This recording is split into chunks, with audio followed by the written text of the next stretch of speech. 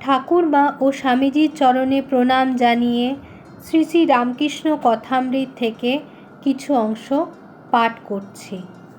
Master, ঈশ্বরকে কি দর্শন করা যায়? শ্রীরামকৃষ্ণ: হ্যাঁ, অবশ্য করা যায়।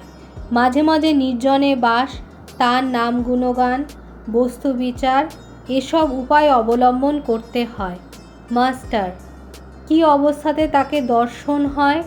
শ্রীরামকৃষ্ণ: খুব ব্যাকুল হয়ে কাঁদলে তাকে দেখা যায়। মাক ছেলের জন্য লোকে এক ঘটি কাঁদে, টাকার জন্য লোকে কেঁদে ভাসিয়ে দেয়, কিন্তু ঈশ্বরের জন্য কে কেঁদেছে? ডাকার মতো ডাকতে হয়। ব্যাকুলতা হলেই অরুণ উদয় হয়, তারপর সূর্য দেখা দিবেন। ব্যাকুলতার পরেই ঈশ্বর দর্শন।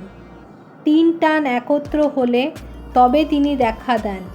বিষয়ীর বিষয়ের ওপর, মায়ের সন্তানের ওপর, আর সতীর পতির ওপর টান। এই 3 টান যদি কারো একসঙ্গে হয়, সেই টানের জোরে ঈশ্বরকে লাভ করতে পারে। কথাটা এই, ঈশ্বরকে ভালোবাসতে হবে। মা যেমন ছেলেকে ভালোবাসে, সতী যেমন পতিকে ভালোবাসে, বিষয়ী যেমন বিষয় ভালোবাসে। এই 3 জনের ভালোবাসা, এই 3 টান একত্র হলে যতখানি হয়, ততখানি ঈশ্বরকে দিতে পারলে তার দর্শন লাভ হয়। ব্যাকুল হওয়া, ব্যাকুল হয়ে তাকে ডাকা চাই। বিড়ালের ছানা কেবল মিউ মিউ করে মাকে ডাকতে জানে।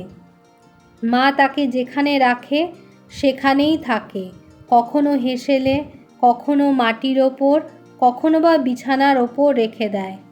তার কষ্ট হলে সে কেবল মিউ মিউ করে ডাকে, আর কিছু জানে না। মা যেখানেই থাকুক এই মিউ মিউ শব্দ শুনে এসে পড়ে।